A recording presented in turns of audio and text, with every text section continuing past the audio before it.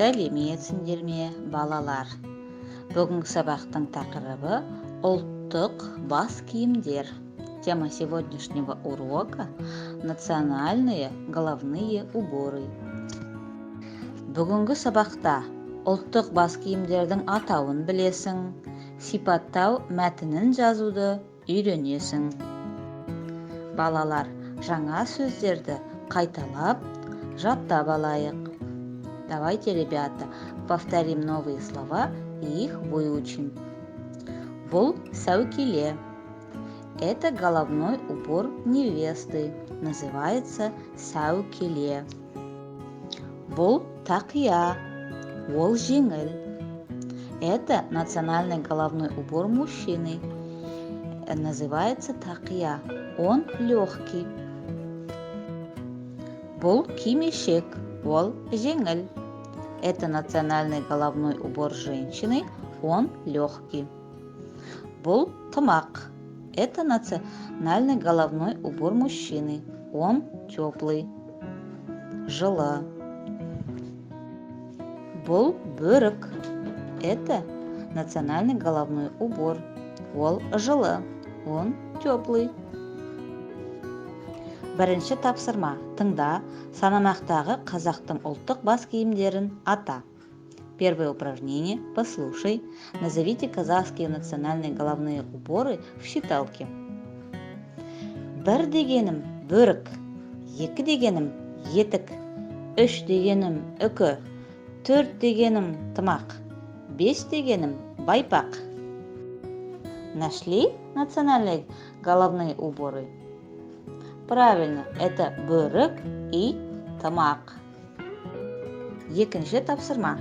Суреттерге қара, ұлттық бас киімдер туралы айтып бер. Второе упражнение. Посмотри на рисунок. Расскажи про национальные головные уборы. Здесь нужно использовать слова жеңіл, легкий, жылы, теплый. Например, бұл тақия. Ол жеңіл. Үшінші тапсырма. Оқы, сұрақтарға жауап бер. Третье упражнение. Прочитай, ответь на вопросы. Бас киімдер, головные уборы. Қазақ дәстүрінде бас киім екі түрге бөлінеді. В казахской традиции головные уборы делятся на два вида. Ер адамның бас киімдері тақия, тымақ. Головные уборы мужчины – это тақия и тымақ. Тақия жеңіл бас киім. Тақия – легкий головной убор. Тымақ – жылы бас киім. Тымақ – теплый головной убор. Әйел адамның бас киімдері кимешек, сәукеле, бөрік. Головные уборы женщины – кимешек, сәукеле, борик. Кимешек жұқа, ақ матадан тігіледі.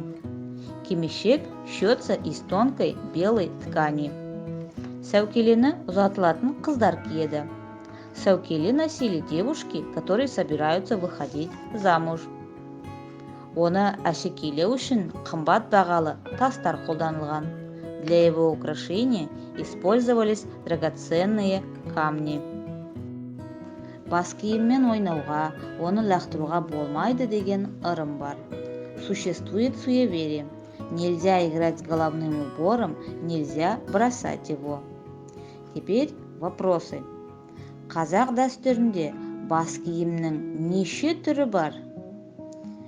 Ответ мы находим в тексте. Правильно.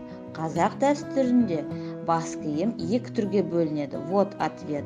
Но мы здесь немного меняем. Қазақ түрінде бас киімнің екі түрі бар. Ер адамның бас киімдері қалай аталады? Ер адамның бас киімдері тақия, тымақ деп аталады. Әйел адамның бас киімдері қалай аталады?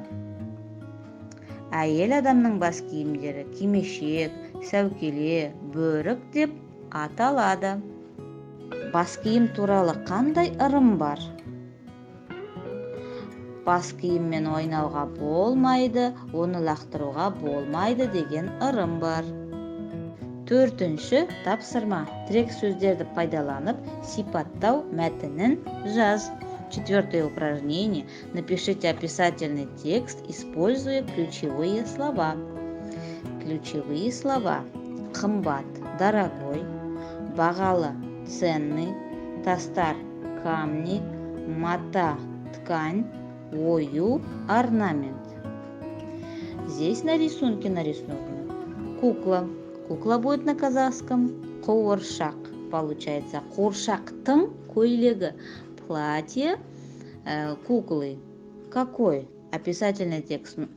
Здесь должны быть слова какой. Көйлегі, например, қымбат, дорогой.